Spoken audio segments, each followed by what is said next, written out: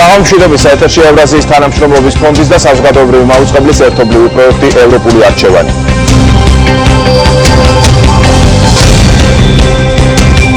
დღეს ევროპული არჩევანის თემაა განათლება, უმაღლესი და პროფესიული განათლება საქართველოში.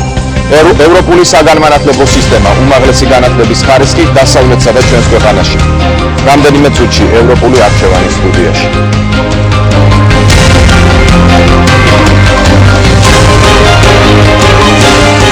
ეთერშია ევროპული არჩევანი. მოგესალმებით, დღეს უმაღლეს განათლებაზე ვისაუბრებ და წარმოგიდგენ ჩვენი გადაცემის სტუმრებს. ოლივერ რაისნერი, საქართველოში ევროკავშირის წარმომადგენლობის ატაშე, მოგესალმებით, დიდი მადლობა მობრძანებისთვის. სიმონ ჯანაშია, ილიას სახელმწიფო უნივერსიტეტის პროფესორი, მოგესალმებით. თეა გერგედავა, ივანე ჯავახიშვილის სახელობის თბილისის სახელმწიფო უნივერსიტეტის საგარეო ურთიერთობათა დეპარტამენტის ხელმძღვანელი. ასევე ნუგზარ ჩიტაია, უმაღლესი განათლების განვითარების სამმართველოს უფროსი. ნინო ლაპიაშვილი, თბილისის სახელმწიფო უნივერსიტეტის ევროპული კვლევების ინსტიტუტის დირექტორი, ლიკა ღლონტი, ტემპუსის ეროვნული ოფისის ხელმძღვანელი, ლევან ყამბაშიძე, ილიას სახელმწიფო უნივერსიტეტის დოქტორანტი. პირველ შეკითხვას დავსვამ ბატონ სიმონთან. ბატონ სიმონ, მუდმივად გვესმის წლების განმავლობაში საუბარი განათლების, მათ შორის უმაღლესი განათლების რეფორმის შესახებ. დღეს ამ წლების შემდეგ, რაც ამ საუბრებს ვისმენთ, თქვენი აზრით, რა ძირითადი პრობლემები რჩება უმაღლეს განათლებაში და ასევე რა გადაიჭრა, რა ძირითადი პრობლემები გადაიჭრა? პრობლემები, რომელიც გადაიჭრა, ძირითადად უკავშირდება გამჭვირვალობას და კორუფციას, რაც ნამდვილად ვიცით, რომ ასე ვთქვათ, ნაკლებია გაცილებით კორუფცია ამ სფეროში. ანუ არის ერთეული შემთხვევები, რომელიც არ ასახავს სურათს, როდესაც უმაღლესები აყალბებენ დიპლომებს, მაგრამ ძირითადად ეს სისტემა მუშაობს, ასე ვთქვათ, გამართულად. და ასე მიღწევა არის ის, რომ ჩვენ რაღაცნაირად შევერთით ევროპულ სივრცეს საგანმანათლებლოს და გვაქვს გარკვეული მიღწევები ამ თვალსაზრისითაც, რომ ანუ ჩვენ პრინციპში ვასრულებთ პრაქტიკულად ყველა იმ ვალდებულებას, რაც რის შესრულებაც, ასე ვთქვათ, მოგვცემს იმის შანსს, რომ აღიარებული იყოს ჩვენი განათლების სისტემა ევროპელების მიერ და ჩვენ ასე ვთქვათ უნივერსიტეტ დამთავრებულებს ჰქონდეთ ნაკლები პრობლემა ევროპულ სივრცეში ინტეგრირების თვალსაზრისით. ძირითადი პრობლემა, რაც რჩება, არის ხარისხი, ერთი და ხელმისაწვდომობა განათლების. ანუ ხარისხის თვალსაზრისით ჯერჯერობით არ არის მექანიზმები, რომლითაც უმაღლესები, უბრალოდ არ არის თვითმართვადი მექანიზმები, სადაც უმაღლესები საკუთარ ხარისხზე თვითონ ასე ვთქვათ სერიოზულად იზრუნებდნენ, სადაც სისტემა იზრუნებდა საკუთარი ხარისხის გაუმჯობესებაზე, ეს ერთი და მეორე, საკმაოდ ცოტა სკოლა დამთავრებული აგრძელებს სწავლას უმაღლესებში შედარებით სხვა ქვეყნებთან და ეს არის პრობლემა გრძელვადიან პერსპექტივაში საზოგადოებრივი განვითარების თვალსაზრისით თუ ეკონომიკის განვითარებისთვის. ბატონ ოლივერ, აი ხარისხი, რომელიც მთავარ პრობლემად გამოკვეთა ბატონმა სიმონმა, თქვენი აზრით რა უნდა გაკეთდეს იმისთვის, რომ ამ პრობლემის დაძლევა დაიწყოს? ეს ერთი მნიშვნელოვანი შესაძლებლობა არის აი თანამშრომლობა ევროკავშირის უნივერსიტეტებთან ერთად, აი რომ ეს იქნება გამოცდილების გაზიარება, სტუდენტების ჩართულობა, რა ქვია, სწავლების შეფასებაში მაგალითად, მობილურობის, სხვადასხვა დონის, ეს ანუ სტუდენტების, ლექტორების, ადმინისტრაციის სფეროებში, რომ აი ახალი ტექნიკები, რომ ეს სასწავლო პროცესი უფრო უკეთესად არის ორგანიზებული და რაც ძალიან მნიშვნელოვანი არის აი ეს ჩართვა კვლევებისა იმაზე სწავლის პროცესშიც. კაბოტონი თეა წარმოადგენს თბილისის ჯავახიშვილის სახელობის უნივერსიტეტს. თეა რას თავაზობს ჯავახიშვილის უნივერსიტეტი დღეს სტუდენტს და რასაც თავაზობს, არის თუ არა ეს მიახლოებული ევროპულ სტანდარტ? დიდი მადლობა მოწვევისათვის სტუდიაში. პირველ რიგში გამოვეხმაურებ ბატონი ოლივერის წინადადებას. ჩვენ ნამდვილად ვიყენებთ იმ ინსტრუმენტებს, რომელიც მან ახსენა, როგორც საშუალება ხარისხობრივად დავემსგავსოთ ევროპულ უნივერსიტეტებს. ეს არის სტუდენტების გაცვლები, პროფესორ მასწავლებელთა გაცვლები, ასევე ადმინისტრაციის თანამშრომლების მოკლევადიანი მივლინებები და აქტიური საერთაშორისო ურთიერთობები ჩვენს პარტნიორ უნივერსიტეტებთან. თბილისის სახელმწიფო უნივერსიტეტს დღეს ჰყავს 300 და ცოტათი მეტი პარტნიორი უნივერსიტეტი, რომელთანაც ჩვენ სხვა ტიპის ღონისძიებრივ აქტივობას ვახორციელებთ, რითაც ვცდილობთ ხარისხობრივი ცვლილება განვახორციელოთ უნივერსიტეტში. მაგრამ ფაქტია, რომ ეს ხარისხი რჩება პრობლემად. ანუ ეს არ არის საკმარისი, თუ ამას სჭირდება დრო, რატომ რჩება ხარისხი ამდენი წლის განმავლობაში კვლავ პრობლემა? ამას სჭირდება დრო, მე ვერ ვიტყვი რომ ჯერთი უმაღლესი განათლება ძალიან ისეთი სწრაფად შედეგის დანახვა უმაღლეს განათლებაში ცოტა რთული არის, ნამდვილად სჭირდება ამას დრო, გარდა ამისა ძალიან ბევრი მუშაობა და გარდა ამისა რეფორმა უმაღლეს განათლებაში არც ისე დიდი ხნის წინ დაიწყო. ჩვენ ნამდვილად გვაქვს წინსვლა და უნივერსიტეტში ნამდვილად შემიძლია რომ ყოველი შემდეგი სემესტრი რაღაცა სიახლით ხვდება უნივერსიტეტის სტუდენტებს და ეს სიახლე აუცილებლად პოზიტიურია. იმედი მაქვს რომ ეს სტუდენტების ჩართულობა ყოველთვის იძღებ პრინციპში იზრდება ამ ღონისძიებებში, განსაკუთრებით იმ სტუდენტებისა, რომლებიც საზღვარგარეთ სწავლობდნენ ჩვენ სხვა გაცვლითი პროგრამებით ერთი სემესტრი ან სემესტრზე მეტი და ჩვენ მაქსიმალურად ვცდილობთ ის გამოცდილება, რომელსაც ჩვენი სტუდენტები საზღვარგარეთ ყოფნისას იღებენ, როგორღაც დავნერგოთ თბილისის სახელმწიფო უნივერსიტეტში. გასაგებია ბატონო მგზავრი, აი ხარისხთან დაკავშირებით მუდმივად არის საუბარი და თქვენც მინდა გკითხოთ, პრინციპში გავიმეორო ის შეკითხვა, რაც ბატონ ოლივერსაც დაუსვი, რა არის, რა ნაბიჯებია გადასადგმელი იმისთვის, რომ ხარისხი გაუმჯობესდეს უმაღლესი განათლების? ამისთვის ალბათ ძალიან ბევრი რამე არის გასაკეთებელი, მაგრამ დღეისათვის ის რაც სამინისტროს ეგიდით კეთდება, ეს არის ხარისხის განვითარების ეროვნულმა ცენტრმა ბოლოს დაიწყო პროგრამული აკრედიტაცია, ანუ ხარისხის შემოწმება უმაღლეს სასწავლებელს თუ როგორია სწავლება, როგორია მიღწეული შედეგზე გასვლა და რამდენად ეს მისაღებია სტუდენტებისათვის. მეორე მხრივ, ერთ-ერთი მნიშვნელოვანი არგუმენტი ამისი არის გაცვლით პროგრამებში თანასწორობის დადგენა. ჯერჯერობით რეალურად ბევრად მეტი გამსვლელია საქართველოს საზღვარგარეთ სწავლისათვის, ვიდრე შემოსვლელი. ინფორმაციისათვის დღეისათვის უმაღლეს სასწავლებელში, აკრედიტებულ უმაღლეს სასწავლებელში სწავლობს 2000-მდე უცხოელი სტუდენტი. მათი ასე ვთქვათ რაოდენობა, ეს იყოს დადი რიცხვია და მათი რაოდენობა თავისთავად თხოვნებს ხარისხის მემატებას და თავისთავად უნივერსიტეტების ხარისხი მატულობს. არ შეიძლება დავეთანხმო ქალბატონ თეას, რომ სასწავლო პროცესი საკმაოდ ხანგრძლივი და მდოროდ მიმდინარე პროცესია, მასში სწრაფი ცვლილებები სწრაფ შედეგს ვერ მოგცემს და ეს გარკვეული დრო მართლაც სჭირდება იმას, რომ სისტემა დარეგულირდეს და მოხდეს მისი ასე ვთქვათ აღდგენა. მეორე მხრივ ის რაც შეეხება პროფესორ მასწავლებელთა და ალბათ ერთ-ერთი მნიშვნელოვანი აქცენტი სწორედ ეს არის მათი კვალიფიკაციის დონის ამაღლებაზე, სწორედ მუშაობს ეროვნული ფონდი, რუსეთის რუსთაველის ეროვნული ფონდი, რომელიც სწორედ ასეთ გაცვლით პროგრამებს თავაზობს. მათი ერთ-ერთი აქტივობა ის არის, რომ აიწვიოს სამეცნიერო პოტენციალი პროფესორ მასწავლებლების და მეცნიერ თანამშრომლების, გაიზარდოს დოქტორანტთა და ახალგაზრდა მეცნიერთა ჩაბმულობა სამეცნიერო მოღვაწეობაში და არც თავარია გაცვლითი ურთიერთობის პროგრამების დამტკიცება. ერთ-ერთი არის საქართველოს ქართველი მოღვაწეების, რომლებიც საზღვარგარეთ წარმატებული მეცნიერები არიან, მათი მოწვევა როგორც თანახემჟღანელები. ასეთი ვთქვათ აქტივობები აუცილებლად მოიტანს თავის შედეგს და დანერგავს იმ წამყვან პოზიციას, რაც საჭიროა, რომ ჩვენ ევროინტეგრაციის სივრცეში დავიკავოთ სათანადოდ წამყვანი ადგილი. გასაგებია ბატონ სიმონ, ითქვა რომ დროს აქვს მნიშვნელობა, როდესაც განათლების რეფორმაზე ვსაუბრობთ. მაგრამ მე მაინტერესებს თქვენი აზრით, მიდის თუ არა სწორი მიმართულებით ეს რეფორმები? გასაგებია დროსთან დაკავშირებით, შეიძლება შევთანხმდეთ, შეიძლება ვერა, მაგრამ რამ მიმართულება რამდენად სწორია აღებული უმაღლეს განათლებაში? ნუ არის რაღაც მიმართულებები, რაც ალბათ სწორია და არის რაღაც მიმართულებები, რაც ნაკლები ყურადღება ექცევა. მაგალითად, აკრედიტაცია კარგია რომ არსებობს და რაღაცნაირად განაწყობს უნივერსიტეტებს, რომ იზრუნონ ხარისხზე, მაგრამ არ არის ჩემი აზრით უფრო სასარგებლო იქნებოდა ისეთი ასოციაციების შექმნის ხელშეწყობა, სადაც უმაღლესები თვითონ იქნებოდნენ დაინტერესებული საკუთარი თავის გაუმჯობესებაში. და ისინი არ იქნებოდნენ მაინც და მაინც ერთმანეთის კონკურენტები რაღაც საკითხებთან დაკავშირებით, არამედ ითანამშრომლებდნენ თქვათ იგივე კვლევების განვითარებაში და სხვა.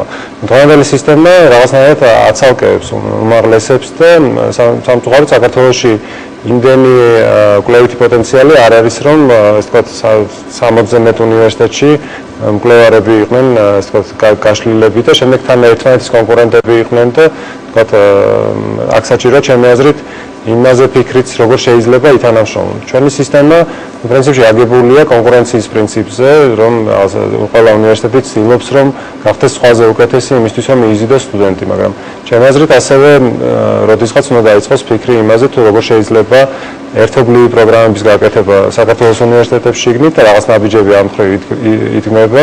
ანუ არა მხოლოდ ევროპელ პარტნიორებთან ერთად შეიძლება ხარისხის ამაღლება, არამედ ერთობლივი პროექტების პარალელში. მაგალითისთვის ილიას უნივერსიტეტი ახლა თქვათ ერთ-ერთ კონკრეტულ პროგრამაზე მუშაობს ბათუმის უნივერსიტეტთან ერთად. იმისთვის რომ თქვათ რაღაც გამოცდილება რაც გროვდება ერთ უნივერსიტეტში, მეორე უნივერსიტეტისთვისაც ხელმისაწვდომი იყოს და ასევე თქვათ დისტანციური სწავლების მეთოდებით იყოს ხელმისაწვდომი. მაგრამ ეს გაცვლითი, ასე ვთქვათ, შიდა პროგრამები მაშინ არის შედეგიანი, როდესაც თვითონ შიგნით არის ხარისხი განათლების მაღალი. ჩვენ ვსაუბრობთ იმაზე, რომ არ არის საკმარისად მაღალი ხარისხი თვითონ შიგნით საქართველოში. ხო, მაგრამ მე ერთ-ერთი გამომწვევი მიზეზი ისიც არის, რომ ძალიან ცოტა არის, ასე ვთქვათ, პოტენციალი აკადემიური იმასთან შედარებით, რაც არის სისტემა. ანუ ინფრასტრუქტურა არის გაცილებით დიდი, ვიდრე ის ადამიანები, ვისაც შეუძლია ხარისხიანი განათლების მიწოდება სტუდენტებისთვის და ასევე ხარისხიანი კვლევების წარმოება. იგივე კვლევების თვალსაზრისით ჩვენ საკმაოდ დაბალი გვაქვს, ასე ვთქვათ, კვლევითი პროდუქციის რაოდენობა. ანუ გაცილებით ნაკლებ ვთქვათ, პუბლიკაციებს ვაწარმოებთ, ესე ნაკლებს ვაქვეყნებთ მეცნიერების თვალსაზრისით, ვიდრე ვთქვათ, ბალტიისპირეთის ქვეყნები. და ამ მიმართულებით ერთი მხრივ, რა თქმა უნდა, არსებობს ფული იმისთვის, რომ ტარდებოდეს კვლევები, მაგრამ თქვათ როგორ ხდება, თქვათ ამ ფულის უკან, თქვათ რა მოთხოვნები აქვს სახელმწიფოს, ესე შეიძლება განაპირობებდეს იმას, რა რაოდენობის პუბლიკაციები იწერება, თქვათ. აი მარტო მაგალითი რო თქვათ, სამეცნიერო გრანტების მოთხოვნაში არ არის მაინც მოთხოვნა, ანუ შეიძლება მე მივიღო სამეცნიერო გრანტი, მაგრამ ჩემს მიმართ არ არის მოთხოვნა ის, რომ მე ეს კვლევა გავხადო საერთაშორისო ხარისხის შესაბამისი. შესაბამისად შეიძლება თქვათ ესეთი მოთხოვნების დამატებით გაიზარდოს ხარისხი. ან შეიძლება მართლაც აი თქვათ ორმაგი ხარისხების მინიჭებელი პროგრამების შემოღებით გაიზარდოს ხარისხი, იმიტომ რომ თქვათ იმისთვის რომ თქვათ თბილისის სახელმწიფო უნივერსიტეტს ქონოდა თქვათ ორმაგი ხარისხის მინიჭებელი პროგრამა თქვათ კელნის უნივერსიტეტთან, მათ აუცილებლად უნდა თქვათ საკუთარი დონე აეწიათ, ან ქონოდათ უკვე ეს დონე, რომელიც საშუალებას მისცემდა რომ ესეთი ერთობლივი პროგრამა გააკეთოს. და ასეთი თქვათ ტიპის პროგრამების ხელშეწყობაც იქნებოდა ერთ-ერთი გზა, მაგრამ ჩემი აზრით სახელმწიფო ვერ იქნება ერთადერთი წყარო აი ამ ბიზნესის. თავად უნივერსიტეტებმა ადრე თუ გვიან უნდა შექმნან ასე ვთქვათ კავშირი, რომელიც იტყვის რომ აი თქვათ ეს თქვათ სამეცნიერო მუშაობა, რომელსაც ვიღაც ეძახის სამეცნიერო მუშაობა, სინამდვილეში არ არის მეცნიერება. ან ესეთი ტიპის განათლება, თქვათ რომელიღაც უნივერსიტეტი რომ ამბობს რომ განათლებას აძლევს, ეს არ არის განათლება. ანუ თუ ჩვენ ვიქნებით ხოლმე სახელმწიფოს დამოკიდებული, აქ იქნება ძალიან ბევრი პრობლემა. გასაგები ბატონო გზარ, აი გაცვლითი პროგრამები ვახსენეთ, მაგრამ ვინც უნდა ასწავლოს სტუდენტს? აი ეს კატეგორია რომ აძლევდეს ხარისხიან განათლებას. მხოლოდ გაცვლითი პროგრამები ბუნებრივია საკმარისი არ არის ამისთვის. საერთო დონის სასამართლებლად კიდევ რა შეიძლება გაკეთდეს? აი გაცვლითი პროგრამა ეს არის ერთი სეგმენტი ვთქვათ. კი ბატონო, გეთანხმებით, ეგ არ არის ძირითადი ის, მაინც როგორც ჩანს, ძირითადი ეს არის კონკურსის წესით შერჩევის პრინციპები, რომელიც უდევს ამ პროფესორ მასწავლებელთა არჩევას. სწორედ აქ უნდა გადაწყდეს და იქ არის სწორედ მოთხოვნა იმ საერთაშორისო აღიარების, საერთაშორისო დონის მკვლევარისა თუ მეცნიერის თუ პედაგოგის მოწვევისა და მისი დასაქმება ამ სფეროში. შესაბამისად ეს პრინციპები ჩადებულია ყველა თქვათ საკონკურსო იმაში, შეიძლება არ ხორციელდება ისე ზუსტად ან ვერ ხორციელდება სხვადასხვა ობიექტური თუ სუბიექტური მიზეზების გამო, მაგრამ ეს არის ერთ-ერთი ძირითადი, რომ თავიდანვე იქ იყოს არჩეული სწორედ ისეთი პროფესორ პედაგოგები, რომლებიც შეძლებენ ასეთი ხარისხოვანი სწავლების უზრუნველყოფას. აი მე ხშირად გამიგონია სტუდენტებისგან, რომ ამა თუ იმ ლექტორით არიან უკმაყოფილო. რა კრიტერიუმებს უნდა აკმაყოფილებდეს, თუ კი არსებობს ასეთი ზოგადი კრიტერიუმები, კარგი ლექტორი? როგორ უნდა გავსაზღვროთ, უნდა დაუჯეროთ თუ არა სტუდენტს, რომელიც ამბობს, რომ მას არ ყავს კარგი ლექტორი? რამე კრიტერიუმი არსებობს ამის განსაზღვრის? არა, ასეთი პრაქტიკულად ასეთი კრიტერიუმი არ არსებობს, რომელიც ყველასთვის იქნება მისაღები და ასე ვთქვათ, საკონკურსო კომისია ერთ კრიტერიუმს აყალიბებს, უნივერსიტეტის ხელმძღვანელობა ვთქვათ, თავისი კრიტერიუმები აქვს, რომლითაც უდგება და სტუდენტები, რომლებიც თვითონ აფასებენ, მათ კიდევ თავიანთი კრიტერიუმი აქვს. თუმცა აი ამ ყველაფრის შეჯერება უნდა მოხდეს და შემდგომში გათვალისწინება. ამისთვისაა სწორედ ხარისხის მართვის სისტემების შემოღებული უნივერსიტეტში, რომელიც ერთ-ერთი ადმინისტრაციული რგოლია, რომელიც კრიბავს ყველა აი ამ წინადადებას, ამ მოსაზრებას და ხდება მათი შერჩევა. სტუდენტი აქ ძირითადი ფიგურაა იმ გაგებით, რომ ის არის ამ ასე ვთქვათ შემკვეთი, ამ სწავლის საფასურის გადამხდელი და ის სწორედ იმას თხოვლებს, რაც მას ჭირდება. შესაბამისად, მისი მოთხოვნა უნდა იქნეს გათვალისწინებული. იქ მოყვანა მაგალითად რომ ეს ასე არ არის და ეს ლექტორი კარგია და თქვენ ვერ მიხვდით რომ კარგი ეს არ არის დამაჯერებელი არგუმენტი, არამედ ის რეალურად მართლაც უნდა იყოს ყველა იმ კრიტერიუმით დაკმაყოფილებული. თუმცა ისე ვიმეორებ რომ ასეთი კრიტერიუმის ჩამოყალიბება ალბათ საკმაოდ რთულია და შეიძლება მრავალი გზა მოიძებნოს ამის გადასაწყვეტად. ერთ-ერთი ეს არის მაგალითად ალტერნატიული ლექციების კურსების წაკითხვა. ერთი და იგივე საგანს კითხულობს რამდენიმე ლექტორი. და სტუდენტები ვისაც შეარჩევენ და ვის ლექციებზე ცილიან, ეს იქნება ერთ-ერთი ვთქვათ შემარჩეველი. თუმცა ესეც არ არის ასე ვთქვათ სრულყოფილი მექანიზმი იმისა თუ როგორ შევარჩიოთ საუკეთესო პედაგოგი. ისე ვიმეორებ ეს ერთ-ერთი რთული მომენტია. ალბათ აქ უფრო მნიშვნელოვანი იქნება საერთაშორისო გამოცდილების პედაგოგების მოწვევა უცხოეთიდან. მათი ჩამოყვანა ელაპარაკია ისე იმ ქართველებზე, რომლებიც წავიდნენ თავის დროზე და დასაქმდნენ საზღვარგარეთ და ახლა შეიძლება მათი დაბრუნება. აქ ალბათ უფრო სერიოზულ პირობებს ვაწყდებით, ეს არის დაფინანსების საკითხები, რომ მათ ისეთივე, თუ ისეთივე არა, მაინც ანალოგიური ანაზღაურება ქონდათ, როგორც ქონდათ უცხოეთში. თუმცა მხოლოდ ანაზღაურებაც შეიძლება არ იყოს საკმარისი, ბატონო გზერი. არა, ეს შეიძლება არ იყოს საკმარისი, მაგრამ ეს შეიძლება იყოს ერთ-ერთი პირობა საქართველოში, თუნდაც იმავე ანაზღაურებით. მე მათ ჩამოსვლას მრავალი ასე ვთქვათ საფუძველი უდევს ოჯახური მდგომარეობა, თავისი ტოლვა ქვეყნისადმი, თავისი წვლილი შეტანისა და რაც თავარია, აქ უნდა დაინახოს მან თავისი პოტენციური განვითარების შესაძლებლობა, რომელიც საქართველოს შეიძლება მიიღოს. თუ გადაუდგამს ნაბიჯები უნივერსიტეტს ამ მიმართულებით, რომ აი საზღვარგარეთ წარმატებული ქართველები ჩამოეყვანა, რომლებიც იმუშავებდნენ აქ. კი, ნამდვილად ჩვენ სამეცნიერო დეპარტამენტი მუშაობს ამ მიმართულებით, მათ მუდმივი კონტაქტი აქვთ იმ ქართველებთან, რომლებმაც თავის დროს თბილისის სახელმწიფო უნივერსიტეტი დაამთავრეს და შემდეგ საზღვარგარეთ წავიდნენ სწავლის გასაგრძელებლად და ამ წუთას მოღვაწეობენ სხვა უნივერსიტეტებში.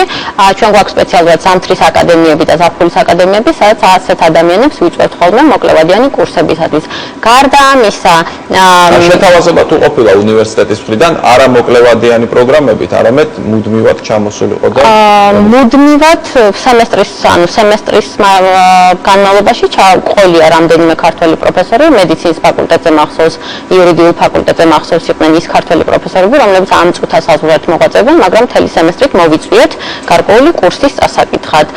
გარდა ამისა, ჩვენ ვიყენებთ ტანდემური სწავლების მეთოდს, რომელიც ერთ-ერთ ჩვენ სამაგისტრო პროგრამაზე განვახორციელებთ პირველად და ძალიან წარმატებული აღმოჩნდა შპაიერის ადმინისტრაციულ მეცნიერებათა უნივერსიტეტთან. გვაქვს ერთობლივი სამაგისტრო პროგრამა ადმინისტრაციულ მეცნიერებებში, სადაც გერმანელი პროფესორები ქართველ კოლეგებთან ერთად კითხულობენ ლექციებს. პროფესორები ჩამოდიან სალექციო კურსის დასაკითხად, შემდეგ უკვე ადგილობრივი ქართველი მათი ასისტენტები ან კოლეგები კურსის სპეციფიკიდან გამომდინარე ასრულებენ სრულ კურსს ადგილობრივ სტუდენტებთან.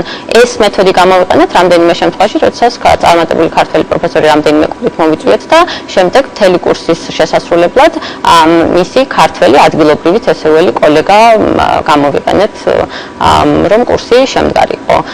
ამ მეთოდს ძალიან აქტიურად ვიყენებთ და ძალიან წარმატებული აღმოჩნდა ეს ტანდემური სწავლების მეთოდს, რომელიც ძალიან წარმატებული აღმოჩნდა განსაკუთრებით ერთობლივი სამაგისტრო პროგრამებისთვის. გასაგებია, ლევან, თქვენ მინდა გითხოთ, ხშირად ეს შეკითხვა აქაც დავუსვი, ხშირად ამბობენ, რომ ვთქვათ, არ არის უმაღლესი განათლება ისეთი აქ, როგორც არის ევროპაში და ლექტორი იქ ცოტა სხვანაირია და საქართველოში ვერ აკმაყოფილებს ამ სტანდარტს ხშირ შემთხვევაში. შენ რა შეგიძლია გითხრა შენი გამოცდილებით? დიახ, გაჩნია საიდან მიუდგებით საქმეს, ანუ პირველ რიგში განათლების ხარისხს შეეხება, სწორედ იმ განათლების ხარისხის საშუალებით, რაც მე აქ მივიღე ბაკალავრიატში, მე მქონდა შესაძლებლობა უცხოეთში წავსულიყავი. ანუ ის ცოდნა, რაც მე აქ შევიძინე, ეს გამომადგა იმისთვის, რომ სამაგისტრო პროგრამაში მივიღო იქ მონაწილეობა. დანარჩენი სტუდენტები, ეს იყო Erasmus Mundus-ის პროგრამა, ევროკომისიის ხელშეწყობით ევროკავშირის პროგრამა არის და იყო სტუდენტები მთელი მსოფლიოდან და რა თქმა უნდა იყვნენ იქაც გამორჩა, მაგრამ ნამდვილად ვერ ვიტყვი, რომ მე როგორც ქართველი სტუდენტი რამე ჩამოვარდებოდი სხვას, ფილოსოფიის განხრით იყო ეს. ამიტომ მე კმაყოფილი ვარ ყოველ შემთხვევაში იმ ერთი ფაკულტეტით, რაც აქ დავამთავრე თავის დროზე ფილოსოფიის და სოციალურ მეცნიერების ფაკულტეტი. პროფესორებსაც შეეხებათ მე გერმანიაში მქონდა ყველაზე ხშირი ინტენსიური ურთიერთობა სტუდენტებთან, პროფესორებთან დაკავშირებით და ძალიან უკმაყოფილოები იყვნენ იქაური პროფესორებით. ზოგს არ უარგოდა თქვათ მეთოდი, როგორ ასწავლიდა, ზოგი ძალიან მკაცრი იყო და უბრალოდ თქვათ ლიტერატურის მოცემით შემოისაზღვრებოდა მთელი მისი ესე იგი პროფესორული უნარები, ხო? ანუ ზოგი ვერ ხსნიდა, ზოგს არ მოწონდა სრულ შეკითხვას რო უსვამდნენ და ასე შემდეგ. 10 პროფესორიდან ალბათ ევროპელი, ან გერმანელი სტუდენტი იმ შემთხვევაში აი 2-3 იყო ძალიან კმაყოფილი, რომ ის ნამდვილად თქვათ სტუდენტზე იყო ორიენტირებული. იმიტომ რომ ის პროფესორების თქვათ მე ვინც ყავდა ფილოსოფიაში თავის დროზე შესაძლოა აგრეთვე სხვა მეთოდით თავის დროზე სხვანაირად მიიღო პედაგოგიური განათლება, როგორ უნდა ასწავლოს უნივერსიტეტში. ამიტომ არ ვიცი, დღესაც საქართველოში ჩემი აზრით, ანუ არ უნდა აუცილებლად იმ სტუდენტებს ახლა ისეთ საუბარიდან გამომდინარე თითქოს რომ აქ შეუძლებელია ხარისხიანი განათლების შოვნა და პროფესორები არ არიან კარგი და ასე შემდეგ. თუმცა მე ჯერჯერობით ახლა იას სახელმწიფო უნივერსიტეტის მაგალითზე შემიძლია თქვა, რომ გარკვეულწილად შეგვიძლია ხარისხიანი განათლება მიცეთ სტუდენტებს, მე როგორც დოქტორანტი. რა არის მთავარი პრობლემა მაშინ დღეს უმაღლესი განათლების საქართველოში? დაფინანსება. და მენეჯმენტის არარსებობა. კარგით, მაშინ თქვენ განაგრძეთ ეს აზრი, ახლა დაფინანსება ახსენეთ. ჩვენ ვართ პატარა ქვეყანა ლიმიტირებული რესურსებით, მათ შორის ადამიანური რესურსიც ლიმიტირებული გვაქვს. აქ უკვე აღნიშნა ჩემმა კოლეგამ, რომ ძალიან ცოტა არის თქვათ ნამდვილად კარგი ხარისხის მეცნიერი და აქ არის ასე ვთქვათ ადამიანური რესურსის ნაკლებობა ერთის მხრივ, მეორეს მხრივ ფინანსების ნაკლებობა და არსებული ფინანსების ხშირ შემთხვევაში არაეფექტური განკარგვა ინსტიტუციურ დონეზედაც მათ შორის და თქვათ ვიტყოდი რომ სხვა დონეებზედაც ალბათ ინტერნაციონალიზაცია არის ერთადერთი საშუალება იმისა, რომ ჩვენ ხარისხი არ ვამაყოთ. აბსოლუტურად სოლიდარული ვარ ლევანთან ესე ხელაღებით. არც მე არ ვიტყოდი იმაზე, რომ ჩვენთან განათლება უხარისხოა. მთელ რიგ სფეროებში, სექტორალურად უნდა შევხედოთ ამას. მთელ რიგ სფეროებში ჩვენ გვაქვს კონკურენტუნარიანი უმაღლესი განათლება, იმიტომ რომ არსებობდა კარგი სკოლები, რომლებიც დღესაც ჯერ კიდევ შენარჩუნებულები არის და ბოლომდე არ არის ასე ვთქვათ ამოძირკვლული, მაგრამ მათ ჭირდებათ ხელშეწყობა. ასევე მინდა გავყვე იმაზეც, რომელიც უკვე გამოითქვა აქამდე, საჭირო არის გარკვეული კრიტიკული მასის შექმნაც. ეხლა არის დაქუცმაცებული ძალიან ეს ყველაფერი სხვადასხვა უმაღლეს სასწავლებლებში, იმიტომ რომ იგივე ინსტიტუციურ დონეზე ხშირ შემთხვევაში საკადრო პოლიტიკა არ არსებობდა და თქვათ თბილისის სახელმწიფო უნივერსიტეტი ხშირად გამოდიოდა ხოლმე როგორც აკადემიური პერსონალის დონორი ყველა სხვა უმაღლეს სასწავლებლისთვის. ანუ ძალიან ბევრმა უნივერსიტეტმა დაკარგა რაღაცა, დანარჩენებმა შეიძინეს, მაგრამ ძალთა გათანაბრება მაინც ვერ მოხდა და რასაკვირველია გამოსავალია ეს მხოლოდ თანამშრომლობა, იმიტომ რომ კიდევ ერთხელ პატარა ზომის ქვეყანაში, სადაც შეზღუდული რესურსები გვაქვს თანამშრომლობის გარეშე წარმოუდგენელი არის წარმატების მიღწევა და თანამშრომლობა უნდა იყოს როგორც ადგილობრივი, ასევე საერთაშორისო. ამ თანამშრომლობას თქვათ ადგილობრივ დონეზე რა პრობლემები ექნება, რატო ვერ ხერხდება? შეიძლება იყოს იგივე ინსტიტუციური მენეჯმენტის საკითხი. მაგალითად, ჩვენ ტემპუსის პროგრამის რეგივით შაშან ჩავატარეთ ძალიან წარმატებული სემინარი სადოქტორო პროგრამების განვითარებაზე. რაც ძალიან კარგად ასახავს ასეთ მეცნიერთა კრიტიკული მასის არსებობის საჭიროებას იმისთვის, რომ თქვენ ახალი მკვლევარი გაზარდოთ. აქ იყო თქვა თანახელმძღვანელობის საკითხი, თქვა მე თუ ვარ დოქტორანტი, შეიძლება მყავდეს ერთი ხელმძღვანელი ილიას სახელმწიფო უნივერსიტეტიდან და მეორე ჯავახიშვილის სახელობის უნივერსიტეტიდან, იმიტომ რომ მე მჭირდება რესურსი ორივე მხრიდან. და აქ დგება უკვე ტექნიკური საკითხი, რომ ვისია ეს დოქტორანტი, ვის რამდენი საათი ეწერება, ფულის აწავა და ასე შემდეგ. ეს ყველაფერი არის მოგვარებადი პრობლემები, უბრალოდ ჯერ არ დამდგარა, იკეთება ჯერ ვერ მომწიფდით საამისო და მე ძალიან დიდი იმედი მაქვს, რომ თვითონ უმაღლესი სასწავლებლები მივლენ აქამდე, იმიტომ რომ ყველა რეფორმა, რომელიც კი აქამდე განხორციელებულა საქართველოში, შემოდიოდა გარედან, იყო ინიციირებული სამინისტროს ან აკრედიტაციის ცენტრის მიერ და ძალიან ცოტა ინიციატივა ჰქონდა თვითონ უნივერსიტეტებს. ანუ რაღაცნაირად უკვე უნდა დადგეს, რომ თვითონ უმაღლესმა სასწავლებლებმა გააცნობიერონ ის, რომ საკუთარი იდეები უნდა წამოაყენონ და არ იყვნენ მხოლოდ თქვა სამინისტროს შემყურენი ამ საკითხში. თვითონ უნდა მიხვდნენ ამას. ძალიან კარგია ის, რომ აკრედიტაციის მექანიზმი მოქმედი, ახლა მე თვითონ აკრედიტაციაში მიმუშავე და ვიცი ეს რას ნიშნავს, ხო?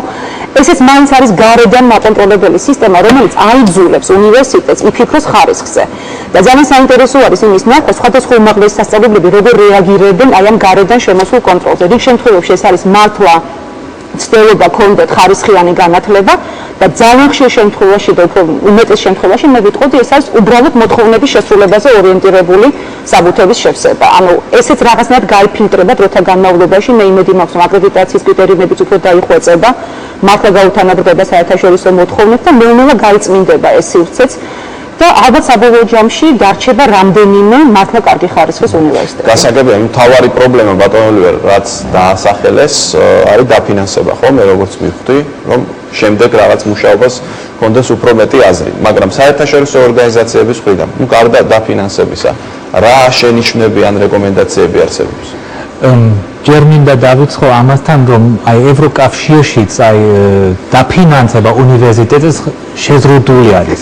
მნიშვნელოვანი არის აი კონკურენციის ფარგლებში უნივერსიტეტებისათვის აი თავისი პროფილი რომ შეიქმნან. ეს რომ რაცა სტრატეგიული ხედვა პირველ ყოვლისა არის საჭირო, ეს რომ საშუალო დონის საშუალო რაოდენობის სტუდენტების უნივერსიტეტმა ვერ შეუძლია რომ მაგალითად ოქსფორდთან კონკურენციაში შედის. ამიტომ უნდა ნახოს სად არის ამ უნივერსიტეტის ძლიერი მხარეები და ზუსტი მხარეები. კონცენტრაცია უნდა გაკეთოს ამ ძლიერ მხარეებზე, რომ ეს რესურსები, რესურსები აი მაქსიმალურად ეფექტურად არის გამოყენებული. ამის მნიშვნელობა აქვს აი რომ სასწავლო პროგრამები ორიენტირებულები არიან დასაქმებაზე, აი შრომის ბაზარზე ორიენტირებული, იმიტომ სტუდენტისთვის მნიშვნელოვანი არის აი წარმატებული რომ იყოს მერე დასაქმებული.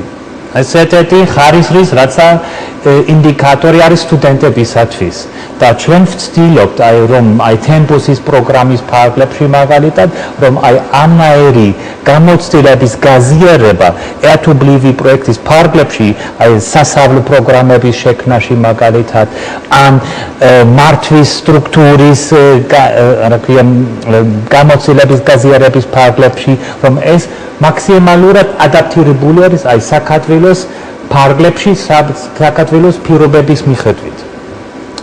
ძალიან ხშირად ეს წარმატებულად არის, ეს თემპოსის პროგრამა 1995 წლიდან ჩატარდება საქართველოში, მაგრამ როგორც ყველანაირი განათლების რეფორმა სჭირდება დრო.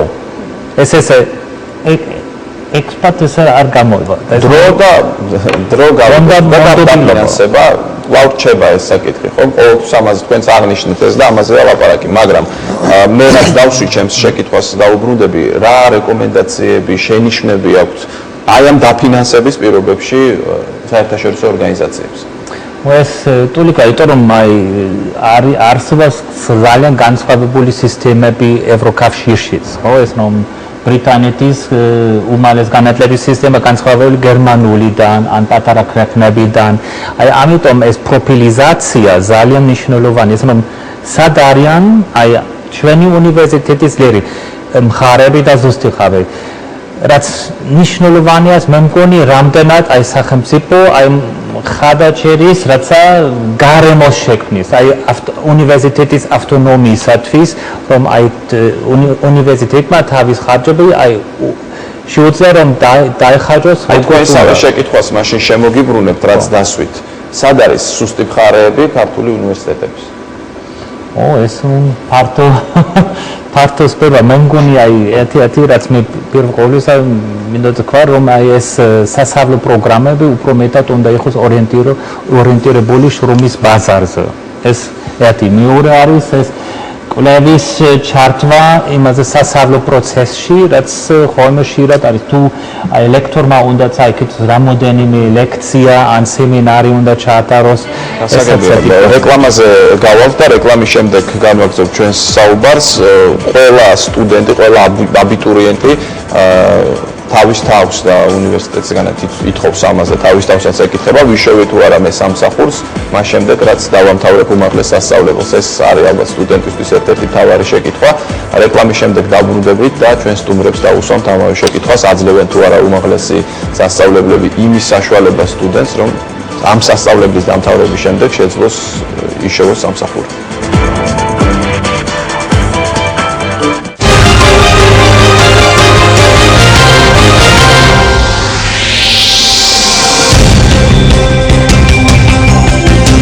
ევროპული არჩევანი კვლავ ეთერშია, ჩვენ ვსაუბრობთ უმაღლეს განათლებაზე და შეკითხვა, რომელიც დავსვი რეკლამაზე გასვლამდე, შეკითხვა, რომელსაც სვამენ აბიტურიენტები და სტუდენტები, შეძლებენ თუ არა თავისი ცოდნით სამსახურის შოვნას.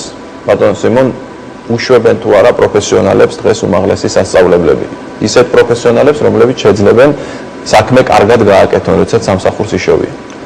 და არის თუ არა მოთხოვნა ვთქვათ იმ სტუდენტებზე, რომელსაც უშვებს უმაღლესი სასწავლებელი დღეს საქართველოში. როგორც გამოჩნდა ჩვენი დისკუსიიდან, შეიძლება სხვადასხვანაირად აღწეროთ სისტემას. თან უშვებენ, თან არ უშვებენ. უბრალოდ თუ მაგალითად ავიღებთ სტატისტიკას, აღმოჩნდება, რომ არ უშვებენ იმ რაოდენობის პროფესიონალებს, რაც ვთქვათ, ყოველ შემთხვევაში დასაქმების სფერო არცემს მათ პატივს ისე, როგორც შეიძლება სწამდეს უმაღლესების თვალსაზრისით. რაიმე სტატისტიკა არსებობს, რომელი უმაღლესი სასწავლებლის სტუდენტზე არის უფრო მეტი მოთხოვნა ან რაიმე ამ დაგვარად? თავისთავად მოთხოვნა, სტუდენტების მოთხოვნაც აჩვენებს იმას თუ ესე იგი სად არის მეტი შესაძლებლობა შემდეგ, ანუ რომელი მიმართულება არის პერსპექტიული, რომელი უმაღლესია პერსპექტიული, თუმცა ყოველთვის არ აჩვენებს, ანუ არის მოთხოვნა არაპერსპექტიულ ასე ვთქვათ მიმართულებას, მაგალითად ინგლისური ენის სპეციალისტების, ინგლისური ენის პროგრამებზე გაცილებით მეტია მოთხოვნა, ვიდრე საჭიროება და დასაქმების შესაძლებლობა. თუმცა ეს ადამიანები როგორც ჩანს საქმებიან რაღაც ფართო სპექტრის რაღაც მიმართულებებით და არა მხოლოდ როგორც თარჯიმნებად, ან თქვათ ინგლისური მასწავლებლებად და ასე შემდეგ. ესე რომ ძალიან ძნელია იმის გარკვევად მოთხოვნა ასახავს თუ არა დასაქმების შესაძლებლობას. მეოთხე არსებობს სტატისტიკა იმის შესახებ თუ რა არის დასაქმების მაჩვენებლები და უმაღლესები თვითონაც ადგენენ და სახელმწიფოც ადგენს ამ სტატისტიკას. მაგრამ ცოტა ძველი, ახლა სახელმწიფოს მიერ შედგენილი სტატისტიკა მე რაც ვიცი, იმიტომ რომ ცოტა უჭირს დღეს რატომღაც სახელმწიფოს ზოგადად სტატისტიკური ინფორმაციის გავრცელება და ძალიან ცოტა კვლევას ასე ვთქვათ ავრცელებს ამის შესახებ. ესე იგი ასევე შეგვიძლია ვიმუშაოთ იმის მიხედვით დასაქმებასთან დაკავშირებით თუ რომელ მიმართულებებზე იძლევიან თქვათ ბანკების სესხებს. ხო, ესე შეიძლება ერთი ინდიკატორი იყოს, იმიტომ რომ ბანკი არ გასცემს სესხს თუ არ არის დარწმუნებული, რომ თქვათ რაღაც მიმართულების და რაღაც უნივერსიტეტის დამთავრების შემდეგ ადამიანი იშოვის ისეთ სამსახურს, რომელიც შესაძლებლობას მისცემს, რომ დაუბრუნოს შემდეგ ეს თანხა. და ჩანს იქ, რომ ძირითადად ეს არის კერძო უნივერსიტეტების სტუდენტებზე ძირითადად ბიზნეს მიმართულებით გაცემული სესხები. ანუ ეს არის ის სპეციალობები, სადაც როგორც ჩანს უფრო მეტად ფიქრობენ ბანკები ყოველ შემთხვევაში, რომ შეძლებენ თქვათ ამ სესხის დაბრუნებას. ბატონო გზარ, არის ხოლმე, როდესაც ცხადდება თქვათ პრიორიტეტულად რაღაც მიმართულებები, ხო და რაღაც პროფესიები, ну წელსაც ვნახეთ ეს, რის მიხედვით დგება თქვათ ეს მაჩვენებელი, რომ აი თქვათ წელს გვჭირდება ინჟინრები და ასე შემდეგ. საიდან გამოიმუშავებენ ხოლმე ასეთ მიდგომას? სასახად მაგის თქმა საკმაოდ რთულია, საიდან გამოიმუშავებენ, მაგრამ ზოგადად ჩანს ის, რომ რა დარგის სპეციალისტები არ გაგვაჩნია. კერძოდ ახლა ბოლო წლებში მკვეთრად გამოიკვეთა საინჟინრო, საბუნებისმეტყველო და თქვათ ტექნოლოგიების, IT ტექნოლოგიების სპეციალისტების ნაკლებობა. შესაბამისად, სწორედ აი ამ კუთხით იქნა მიმართული სამინისტროს ესე ვთქვათ ძალისხმევა, რაც შეიძლება ითქვას ბოლომდე არ ჭრის საკითხს, მაგრამ დაფინანსების საკითხები სწორედ ასე გადაწყდა ბაკალავრიატში და ასეთნაირად აგებული იყო მაგისტრატურაში, რომ მიენიჭა მათ კოეფიციენტი, ის რაც ყველაზე ესე ვთქვათ საჭიროა ქვეყნის აღშენებლებისათვის, მათ მიენიჭა პრიორიტეტი. მე ვიტყოდი ეს პირობითი პრიორიტეტებია, რამდენადაც ეს შეიძლება სულ არ არის რეალურად დაკავშირებული იმ შესწავლის საბაზრო სიტუაციასთან. ამ ხრივ შეიძლება ძალიან ბევრი რამე კიდე გასაკეთებელია, თუმცა აქვე დავზენდი, რომ აი ამ რეფორმის შედეგი, ეგრეთ წოდებული გადასვლა ბაკალავრიატი, მაგისტრატურა, დოქტორანტურის სქემაზე ერთ-ერთი მნიშვნელოვანი მომენტი იყო, რომ ბაკალავრიატში სტუდენტი სწავლობს უკვე არა ერთ სპეციალობას, არამედ ორს, შესაძლოა რამდენიმე სპეციალობა ითვისოს და ის სწორედ აი ამ სწავლის პერიოდში შეიძლება მან შეცვალოს თავისი აქცენტი და როცა მიხვდება რომ ის კი არა რაც თავიდან აირჩია, არამედ სხვა არის მისთვის მნიშვნელოვანი, ან იმ მიმართულებით გააგრძელოს სწავლა, ან შემდგომ კიდე დამატებით აიღოს სასწავლო პროცესი და გააკეთოს ასეთი შემდგომი სწავლა.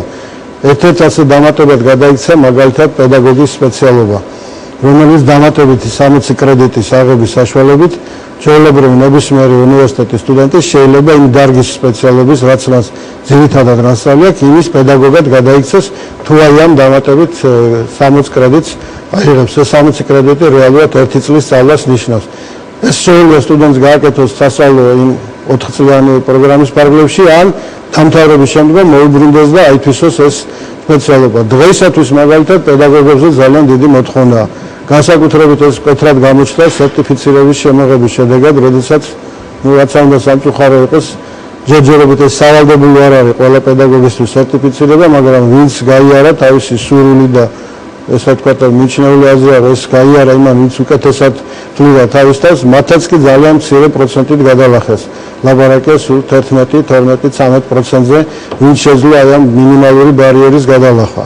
და ამას გარდა პედაგოგთა ასაკის ხანდაზმულობის ასაკის მომატება, რაც ავტომატურად ხოვლებს, რომ ახალგაზრდა კადრი უნდა იყოს ამ სფეროში ჩაბმული. ეს თავისთავად იჩენს ადგილს და სწორედ სტუდენტები მიუბრუნდებიან ამას და დაიწყებენ სწავლას. მათ ფაქტობრივად ორმაგი სწავლა ჭირდებათ, მან უნდა აითვისოს თქვათ კარგად ქიმია, ან ისტორია და ამას გარდა გახდეს პედაგოგი, იცოდეს თუ როგორ უნდა იყოს პედაგოგი, რა მოთხოვნებს უნდა აკმაყოფილებდეს. ეს ასე ვთქვათ ბაკალავრიატის დონეზე. უფრო მაღალ კვალიფიკაციაზე ლაპარაკია მაგისტრატურა და დოქტორანტურა. ეს ავტომატურად თავისთავად ადგება საკითხი, რომ დღეს დოქტორანტურაში გაძლიერდა სწორედ იქ კადრის მიდინება, სადაც იგრძნობა პროფესორ მასწავლებლების ნაკლებობა. სწორედ სტუდენტები ცდილობენ წავიდნენ სწორედ იმ მიმართულებით, აითვისონ ის მიმართულება. შეიძლება ის ამ წუთში არ არის საუკეთესო და სოფლიო სტანდარტს არ აკმაყოფილებს, მაგრამ იმ სპეციალობის დახვეწით ახალგაზრდა სპეციალისტგან ჩამოყალიბდება სწორედ კარგი სპეციალისტი. შესაბამისად, მე ამ კუთხეს ვუყურებ, რომ ძალიან მრავალმხრივად ვითარდება აქ საქმე. გასაგებია, როდესაც რამდენიმე თვის წინ ჩვენ ასევე განათლების საკითხზე მომზადეთ გადაცემა, მაშინ თქვენი უნივერსიტეტის რექტორმა თქვა, რომ პრობლემა არის უცხოენების სტუდენტებს შორის ოღონდ, მაგრამ ახლა ჩვენ რეკლამის დროს საუბრობდით არა მარტო სტუდენტებს შორის. კი, ნამდვილად უცხოენის არასაკმარისად ცოდნა ნამდვილად პრობლემა არის როგორც სტუდენტებში, ასევე პროფესორ-მასწავლებლებში და ეს კარგად ჩანს მაშინ, როცა ჩვენ გვაქვს გაცვლის შესაძლებლობა და ხშირ შემთხვევაში სხვა ტიპის გაცვლის პროგრამებში როგორც სტუდენტები, ასევე პროფესორ-მასწავლებლები, მეტნაკლებად ერთი და იგივე ადამიანებს აქვს შესაძლებლობა მონაწილეობა მიიღონ, იმიტომ რომ უცხოენის ცოდნა აუცილებელი პირობაა იმისათვის, რომ ადამიანმა საზღვარგარეთ გარკვეული დრო გაატაროს. ეს ნამდვილად დღემდე აქტუალური პრობლემაა სულ მცირე თბილისის სახელმწიფო უნივერსიტეტისთვის. მე არ ვარ დარწმუნებული რა ვითარება სხვა უნივერსიტეტებში, მაგრამ წარმომიდგენია, რომ ალბათ მსგავსი. მართალია ეს ზუსტი კვლევა ნამდვილად არ მიტარებია, მაგრამ ვარაუდობ, დაახლოებით ხოლო სტუდენტთა ნაკადის, არსებული სტუდენტთა ნაკადის 10-15% ფლობს უცხოენას იმ დონეზე, რაც საკმარისია, რომ მათ კომფორტულად გაატარონ სააკადემიური semestri საზღვარგარეთ, რაც ჩემი აზრით ძალიან დაბალი მაჩვენებელია. და ამ კუთხით ჯერ კიდევ ძალიან ბევრია გასაკეთებელი. პრობლემა არის ბუნებრივია სტუდენტებშიც, ნინო, ევროპული კვლევების ცენტრში ბუნებრივია სჭირდებათ უცხოენების ცოდნა. აი რა ცოდნით მოდიან, ასე ვთქვათ, თქვენამდე სტუდენტები? მოგესალმებით. ივანე ჯავახიშვილში არსებობს ევროპული კვლევების ინსტიტუტი, რომელიც 2007 წელს დაარსდა. იდეა განვითარდა ალბათონი ადრიანა ლონგონის მიერ, რომელიც ოპერაციათა განყოფილების უფროსი იყო ევროდელეგაციაში მაშინ და სწორედ იდეა იყო ის, რომ შექმნილიყო ინტერდისციპლინარული, პირველი ინტერდისციპლინარული და ინტერფაკულტეტური სამაგისტრო პროგრამა ევროპის მცოდნეობაში. 4 ფაკულტეტს ეფუძნება ეს პროგრამა და რა თქმა უნდა სტანდარტი არის ძალიან მაღალი. იმიტომ რომ მთლიანად პროგრამა ხორციელდება ინგლისურ ენაზე, რა თქმა უნდა სტუდენტები, რომლებიც გადაწყვეტენ, რომ მოვიდნენ ჩვენთან და ჩააბარონ ამ სამაგისტრო პროგრამაზე, ერთ-ერთი აუცილებელი წინაპირობა არის, რომ საკმაოდ კარგად ფლობდნენ ინგლისურ ენას, თუმცა შემდეგ უზრუნველყოფთ ჩვენ, რომ სხვა ენებით შეისწავლონ, როგორც არის ფრანგული და გერმანული. და ასწავლის ამ სტუდენტებს, აი თეამ დასვა პრობლემა. თქვენ ერთი დაწესებულებიდან ხართ, ასე ვთქვათ. ერთი დაწესებულებიდან ვართ ნამდვილად და მე მაშინ ფართო სპექტრში განვიხილავ ამ პრობლემას. ვინც ასწავლის, რა თქმა უნდა ეს პროგრამა შეიქმნა ევროკავშირის ფინანსური მხარდაჭერით. და სტანდარტი პროფესორის შერჩევისადმიც იყო ძალიან მაღალი. ანუ ჩატარდა კონკურსი და შეირჩა პროფესორები, რომელმაც იცოდნენ ინგლისური, გააჩნდათ შესაბამისი კვალიფიკაცია და შესაბამისი კომპეტენცია, რომ ესწავლებინათ ამ სტუდენტებისთვის. პირველად დაიწყო ტანდემის საფუძველზე, ანუ ევროპის წამყვანი უნივერსიტეტებიდან მოწვეული პროფესორები ასწავლიდნენ ქართულ პროფესორებთან ერთად და ერთ წელიწადში მიხვდნენ, რომ საკმაოდ კარგი ქართველი პროფესორები ყოლია, ისე რომ არ ყოფილა საჭირო. ანუ ეს ინსტიტუტი შეიძლება გამოდგეს იმისთვის, რომ აი ესეთი ტიპის მიდგომა გავრცელდეს არა მხოლოდ ივან ჯავახიშვილის თბილისის სახელმწიფო უნივერსიტეტში, არამედ სხვა უნივერსიტეტებშიც და არ მინდა რომ პროვოკაციული ვიყო, მაგრამ თავიდან ბოლომდე არის ჩასატარებელი რეფორმა. ეხლა ცუდი შედარებაა, მაგრამ კარგი რეფორმა ჩატარდა საქართველოს პოლიციაში, ვთქვათ, პროკურატურაში, ანალოგიურად უნდა ჩატარდეს ძირფესვიანი რეფორმა ამ სფეროშიც. მეორე პრობლემა არის ის, რომ კი ბატონო საქართველოს დაიწყო ევროპისკენ სწრაფვა ამ მიმართულებითაც და რაღაცნაირად მოხდა ის, რომ ბოლონიის პროცესმა, რომელსაც არაფერი საერთო კავშირი არ აქვს ევროკავშირთან და აბსოლუტურად სხვა ინიციატივა, ევროსაბჭოს ინიციატივა, რაღაცნაირად გააერთიანა ეს პროცესი და საქართველოს ცდილობს, რომ ბოლონიის პროცესის ფარგლებში გაზარდოს ხო თავისი უმაღლესი განათლების სტანდარტები. მაგრამ მეორე საკითხი არის, როგორ მიმდინარეობს ბოლონიის პროცესი თვითონ ევროპის ქვეყნებში და საქართველოში. სამწუხაროდ გქონდა იმისი ცუდი გამოცდილება, რომ ერთი პიროვნების გარშემო მოხდა მთელი ამ ბოლონიის პროცესის იდეის პრივატიზაცია. პირდაპირ ეთერში თქვენი გადაცემის საშუალებით მინდა რომ დიდი მადლობა გადაუხადო მინისტრ დიმიტრი შაშკინს, რომელმაც ძალიან მნიშვნელოვანი ნაბიჯები გადადგა იმისთვის, რომ ეს რაღაცა მითი ჩამოშლილიყო და რეალური ნაბიჯები გადამდგარიყო, რასაც ქვია ნამდვილად ევროპული უმაღლესი განათლების ხარისხისადმი სწრაფვა საქართველოში და რეალურად უკვე გიგრძენით. არა მარტო ჩვენ და ჩვენმა ინსტიტუტმა, არამედ ბევრმა უმაღლეს განათლებაში. გასაგებია, მოდი სხვა მიმართულებით რო არ წავიდეთ, ბატონ სიმონ, უცხოენებთან დაკავშირებით ილიას უნივერსიტეტშიც ანალოგიური პრობლემაა, რაც ჯავახიშვილის უნივერსიტეტში. რა თქმა უნდა არის პრობლემა. ჩვენი ერთ-ერთი პრობლემა უცხოენებთან მიმართებაში არის თავისთავად ცხადია გაცვლით პროგრამებში სტუდენტების დაბალი მონაწილეობა, მაგრამ უფრო მნიშვნელოვანი პრობლემა ის არის, რომ მიუხედავად იმისა, რომ საკმაოდ ბევრი რესურსი არსებობს ჩვენ უნივერსიტეტში, ანუ ძალიან ბევრი თქვა ელექტრონული ბაზა არსებობს და ელექტრონული ბიბლიოთეკა, რომელზეც გვაქვს ხელმოწერა და რომლის გამოყენება შეუძლია ყველა სტუდენტს თუ პროფესორს, საკმაოდ დაბალია ამ რესურსების მოხმარება, სწორედ იმის გამო, რომ უცხოენა ასე ვთქვათ საკმაოდ სულ დონეზე იციან და სწავლების დროს ასე ვთქვათ საკმაოდ ძნელია აი ამ რესურსების გამოყენება, იმიტომ რომ სტუდენტების ძალიან დიდ ნაწილმა არ იცის არც ერთი ენა ისეთ დონეზე, რომ შეეძლოს ამ ენის გამოყენება აკადემიური მიზნების მისაღწევად. კომუნიკაციისთვის პრინციპში რაღაც დონეზე შეუძლიათ. ან თუ უცხოეთში წავა, რაღაცნაირად თავის სასტუმროს ან საერთო ცხოვრებას იპოვის, მაგრამ ის რომ აკადემიურ დონეზე შეძლოს ლიტერატურის წაკითხვა და შემდეგ განათლების მიღება, ეს ძალიან რთულია. ასევე ეს ართულებს იგივე თქვა უცხოელი პროფესორების ჩამოყვანას. ჩვენ არაერთხელ გქონია სხვადასხვა პროექტის პარკლებში შესაძლებლობა, რომ საჯარო ლექციები ჩაგვეტარებინა, თქვა იგივე ამერიკელი პროფესორების მეშვეობით და ძალიან ცოტა ესწრება ხოლმე ამას და ერთ-ერთი ძირითადი მიზეზი არის ის, რომ მათ ჭირდებათ სულ თარჯიმანი იმისთვის, რომ ვთქვათ ჩაერთონ ესეთ ტიპის გასაგებია კავტონიკა. მე გვაქვს ერთი საილუსტრაციო მაგალითი მომოყვანა. ტემპუსის გარდა ჩვენთან კიდევ ძალიან წარმატებულად ხორციელდება Erasmus Mundus-ის პროგრამა, რომლის ერთ-ერთი ქვეპროგრამის მიზანი არის ევროპულ უნივერსიტეტებთან ერთად ერთობლივი სამაგისტრო სადოქტორო პროგრამების განხორციელება. ანუ ამ შემთხვევაში ქართული უმაღლესი სასწავლებელი გამოდის თანასწორუფლებიანი პარტნიორის როლში და ერთობლივი ხარისხი უნდა მიანიჭა, მაგრამ სწავლება უნდა მიმდინარეობდეს ევროპულ ენაზე. და აი სწორედ ეს პრობლემა აისახა აქ, იმიტომ რომ განაცხადების რაოდენობა იყო ძალიან ლიმიტირებული. განაცხადები მოდიოდა მხოლოდ ორი უმაღლესი სასწავლებლიდან, ჯავახიშვილის სახელობის და ილიას სახელმწიფო უნივერსიტეტებიდან, იყო 4 განაცხადები, მხოლოდ ერთი გავიდა ამ შემთხვევაში. სწორედ იმიტომ, რომ ლექტორების კრიტიკული მასა, ვინც უნდა წაიკითხოს ეს ლექცია ევროპულ ენაზე, და რადგანაც ეს არის Mundus-ი, ანუ მსოფლიოს სხვადასხვა კუთხიდან ჩამოსულ სტუდენტებს უნდა უმასპინძლოს, იყო ძალიან მწირი. ანუ ეს არის თქვენ ახლა ამბობთ ძალიან სერიოზული პრობლემა. ამ პრობლემის გადაჭრის გზებზე მიმდინარეობს მუშაობა? ვუბრუნდებით ინსტიტუციური მენეჯმენტის საკითხი, მოხსენებდეს რაღაცა წამახალისებელი მექანიზმებიც, კონკურსის პირობების დახვეწაც იქნება ალბათ საჭირო და მე უკვე მუშაობის დროს ხელშემწყობი მექანიზმებიც უნდა ჩაერთოს.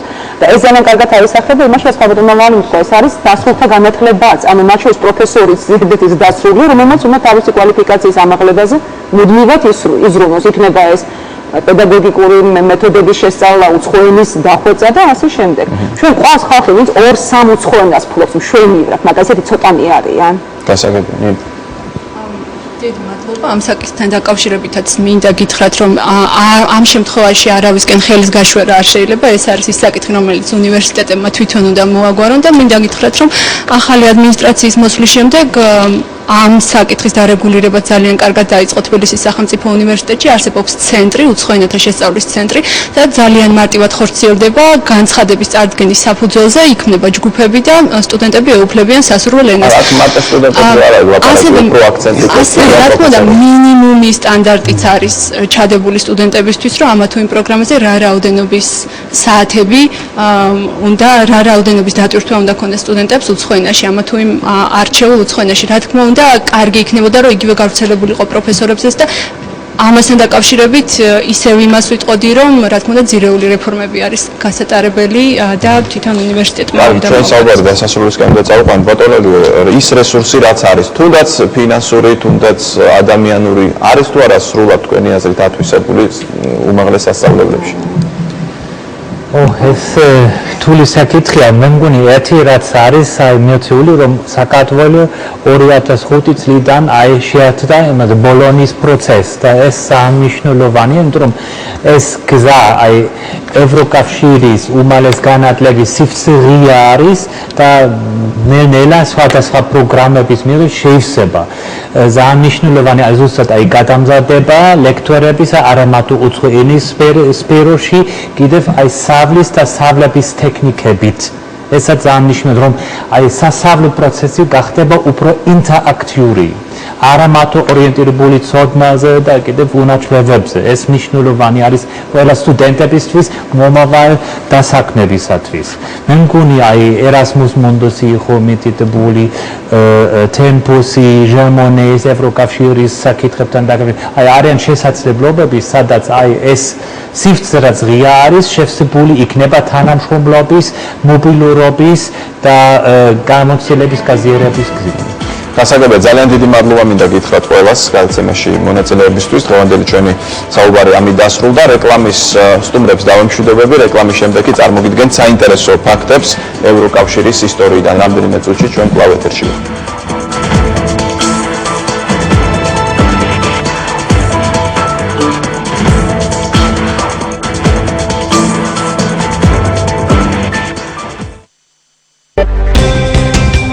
ევროპული არჩევანი კვლავ ეთერშია და ახლა წარმოგიდგენთ საინტერესო ფაქტებს ევროკავშირის ისტორიიდან.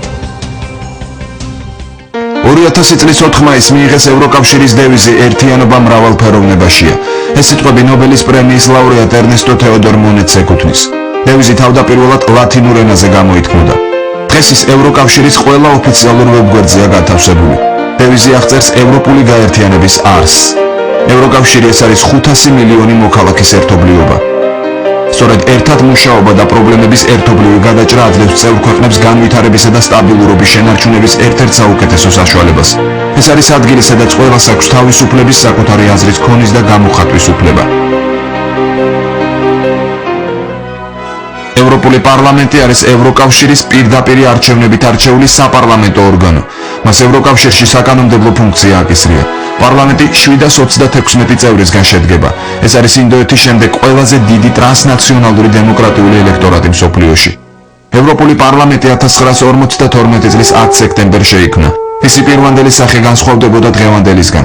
თავდაპირველად ეს იყო ნახშირისა და ფოლადის გაერთიანების საერთო ასამბლეა, რომელიც წარმოადგენდა საკონსულტაციო ასამბლეას 78 პარლამენტარის შემადგენლობით და არ ჰქონდა საკანონმდებლო ფუნქცია. 1979 წელს პირველად შედგა ევროპული პარლამენტის წევრების პირდაპირი არჩევნები.